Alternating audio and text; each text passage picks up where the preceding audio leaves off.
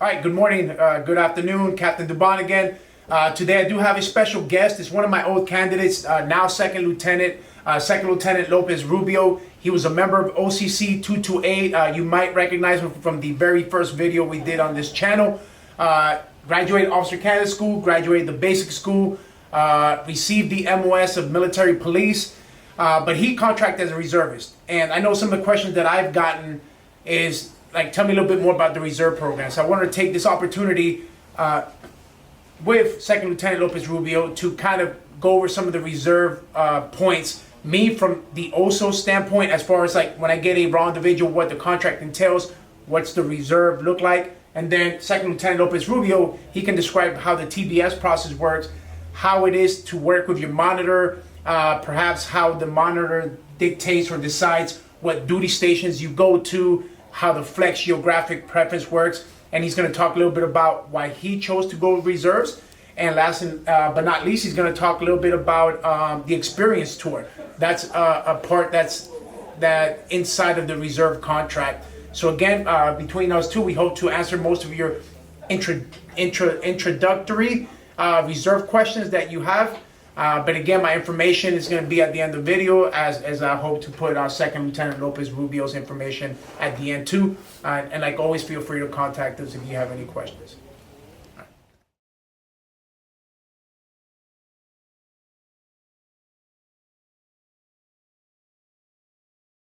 Okay, so the first thing that I want to discuss is the contract terms and length. When an individual comes to me and they're interested in the reserve program, and I take out the reserve service agreement, I explain to them that it's an 8-year commitment. It's an 8-year commitment as a reservist. Now, let's talk a little bit about what those 8 years entail. So understand that the agreement reads that you have to do 4 years at a reserve unit. So let's do the math here a little bit. You do the OCS, TBS, MOS process, MOS school process. That's about a year. Now, there's another process called the experience tour. That's another year of active duty. You're looking at 2 years approximately of active duty. That does not include the 4 years that you have to serve in your reserve unit. So you're looking at about a 6-year contract where you're in uniform, drilling and actually doing Marine stuff. About 6 years. If you do not choose the experience tour, it would look like this. 1 year of MOS, TBS, MOS school, as you were OCS, TBS, MOS school, and you go straight to your reserve unit for 4 years. So that's about a 5-year contract. Now, if you either do 5 or 6 years, it doesn't matter. You still have to do the 8 years. So what do you do the next 2 years or the next 3 years? Well, you can do one of three things. One is you can remain on a reserve unit, which means that if you did the 6 years, then you're doing 2 more years at your reserve unit. Once you're done with your 8-year commitment, then you're done. You have no obligations to the Marine Corps. The second option is you can get out the Marine Corps, and that's called being in the inactive ready reserves. All that means is that you're a civilian. You have no obligations to the Marine Corps as far as being in uniform. However, the Marine Corps can, for a period up to your 8-year mark, recall you back if they need you. And the third option is called the individual augment. So all this means is that you can choose to deploy with a unit or attach yourself to a unit on active duty orders.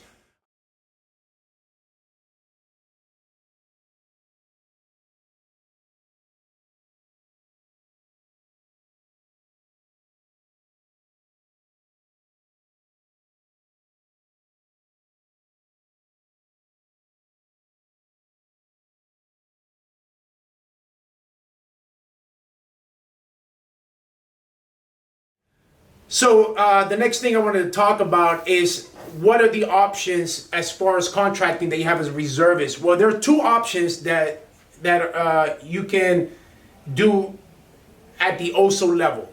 And option number one is called geographic preference, and option number two is called the flex option. Geographic preference, all it means is that you're telling the Marine Corps that I want to be a reservist. However, I want to remain within 250-mile radius of this zip code that I'm telling my OSO. So for example, I'm in Orange County.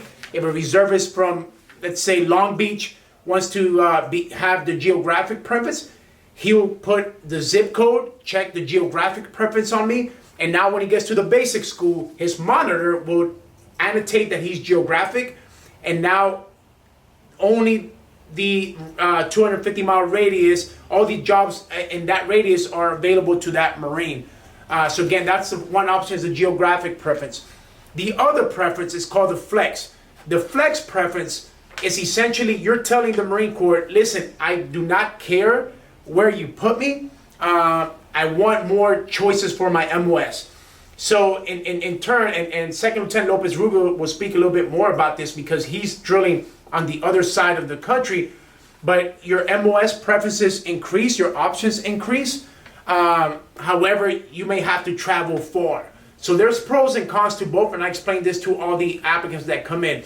Geographic preference, the pros is that you don't have to travel much during your drilling time. You can just drive to your drill location. The cons is that, keep this in mind, if you pick geographic location, the MOS selection decreases significantly because you don't have the amount of duty stations that the flex option allows you to have. The flex, the pros is that the MOS selection increases. You can essentially pick any billet that's open. What are the cons? Well, the cons is you might have to get on an airplane every other once a month and travel 4 or 5 hours, and it's a little bit inconvenient. So again, those are the two options. Now, as you're thinking about this, like, wow, this is kind of difficult. I don't know what to pick. Well, I'm going to make this easy for you, at least from the OSO perspective. What happens is when you get to the basic school, if you pick flex, you are stuck with flex. You cannot switch to geographic preference.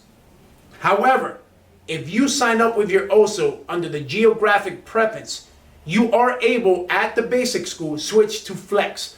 So to make it easy, I tell all my candidates, contract as a geographic preference, and when you get to the basic school, if there's a job that you like and the monitor, you work it out with your monitor, then you switch it to flex. So my recommendation is start off with the geographic preference, and if you choose to change it at the basic school, then you do so. So again, the two options, geographic, flex, kind of explain the pros and cons to both of them. But again, Second Lieutenant Lopez Rubio is going to explain a little bit more on how that process works at the basic school.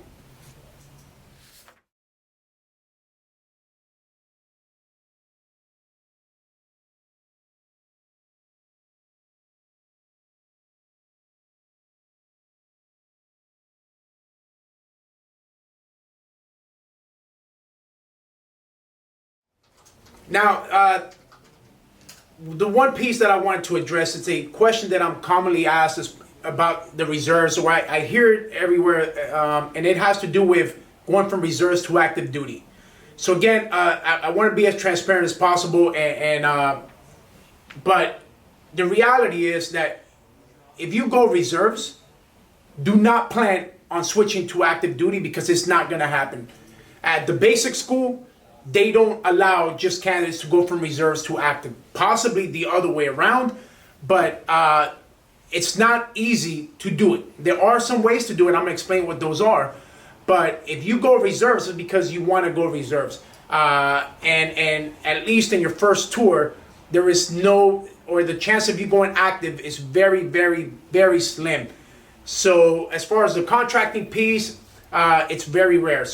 But as far as going active, let me talk about that a little bit. There are a few opportunities. The first one is if you finish top 5% at Officer Candidate School. They will allow you to switch to the active duty component if you choose to. Top 5%, they'll give you that opportunity. And I want to say possibly the basic school as well. But again, it's either top 5% or one or the other. But I'll have more information. I'll put it on the comments below. But either way, that's an opportunity to go active. The other opportunity is after you're done with your reserve time, which means that you do your 4 years at a reserve unit. You can apply to join the active reserves. Now, what this is that you're an active duty Marine, but you are permanent personnel in a reserve component. So essentially, you are active, but you're not the traditional active duty where you're with traditional active duty units.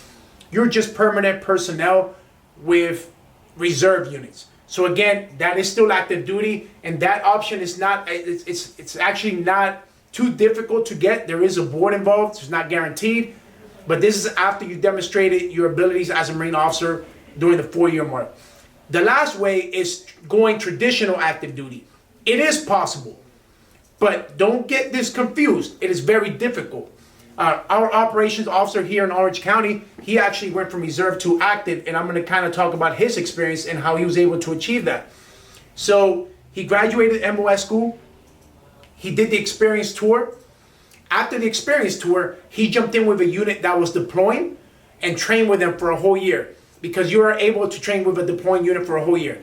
So he did his 30 in the Marine Corps training with his unit, and his final year, or his second year with the unit, he deployed with them.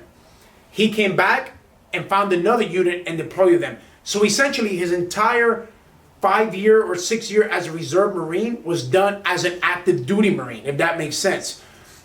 So there are boards that you can apply for. They're very, very selective, but he applied to go into the active duty component, and because his track record was excellent and he had a lot of active duty time, they allowed him to come in active duty. But again, it's a combination of him just being good at his job and him just being attached to the active duty components. So those are the only ways, at least that I know, that you can go back on active duty. But again, the thing I want to emphasize that it's not easy. It is very, very difficult to go from reserves to active duty. And if you hear otherwise, I would probably ask more questions about that.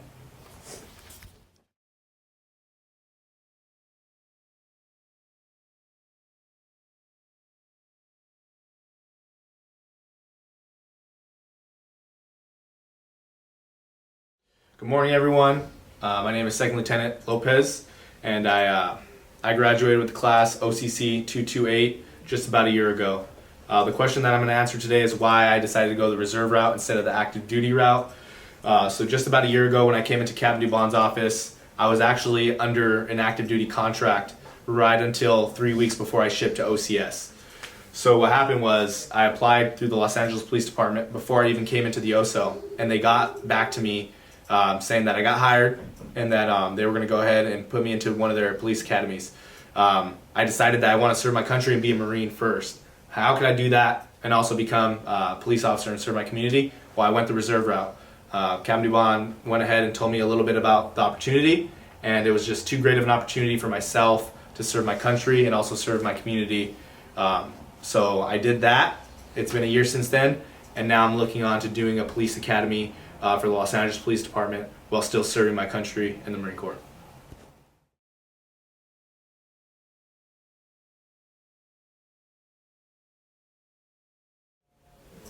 Okay, everyone, so the job selection at TBS. So for my class while I was there, what you do is there's a ranking system for all of your active duty counterparts, but it's a little bit different for the reserves. Now for my class at TBS, basically what happened was they gave us a select amount of jobs. I think it was about 13 MOSs that were available to our group of reservists. The previous class at TBS had a different MOS selection than we did, so it could vary from class to class. But for us, we had about a 13 shot group of MOSs to pick from, and so what we did is they gave us those, we ranked them 1 through 13, and then they gave us an additional MOS list of every single MOS to rank.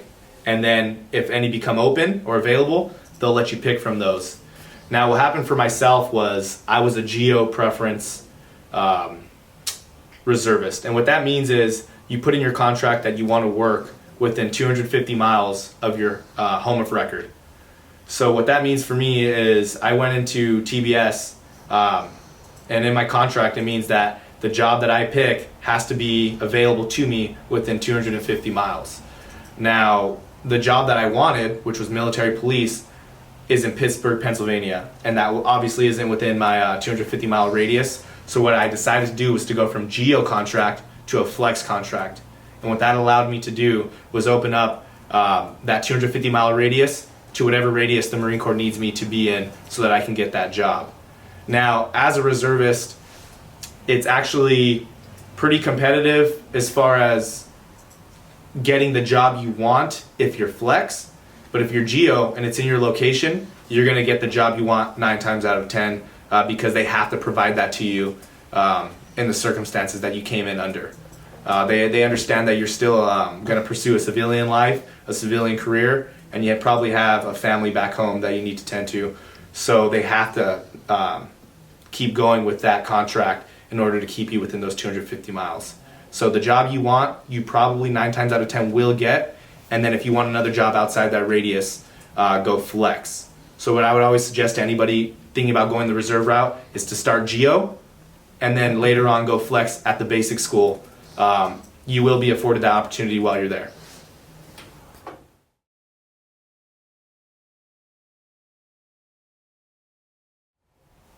All right, everyone. So a question I get all the time is questions around the experience tour and how that works as a reservist while you're in the Marine Corps.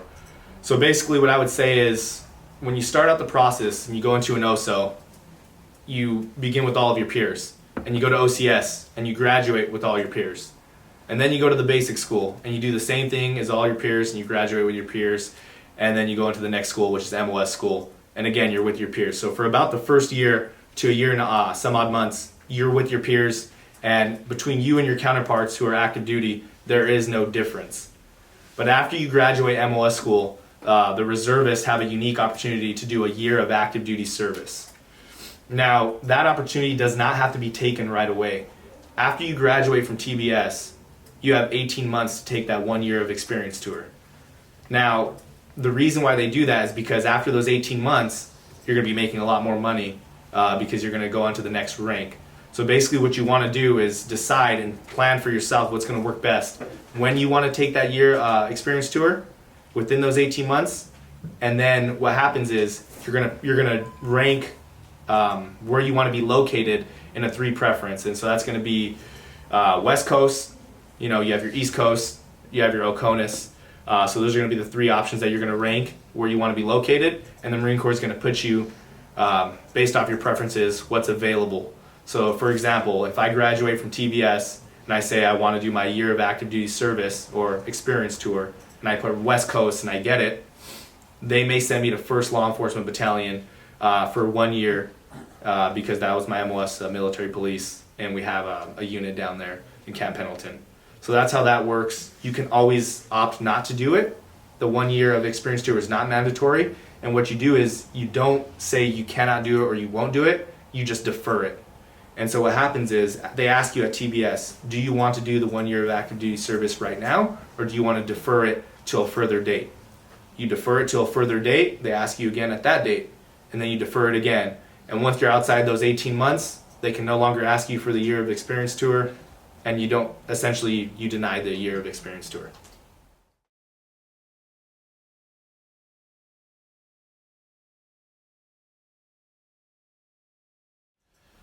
So how's my Marine Corps experience changed my life? So I would say that my Marine Corps experience has been great up to date. I started out at OCS, then I went to TBS, and then I followed TBS at MOS school. And what I would say at each stage, OCS, TBS, and MOS school, I have met a select group of Marines that I can also call my brothers. They'll be my brothers for the rest of my life. Those relationships, you can't put a price tag on them, and the experiences, the pain, the suffering, and all that stuff will always be with you forever. So I'll always be forever grateful for the Marine Corps and the experiences that they gave me. And another thing is you can't put a price tag on the opportunity to serve your country and as well to serve your community as a reservist. So serving the Marine Corps, serving my country has been one of the greatest things I've ever accomplished in my life, and I'll forever be grateful for the relationships. I'd say that's the key component to my experience in the Marine Corps so far, is the relationships and friendships that I've built that I'll keep for the rest of my life.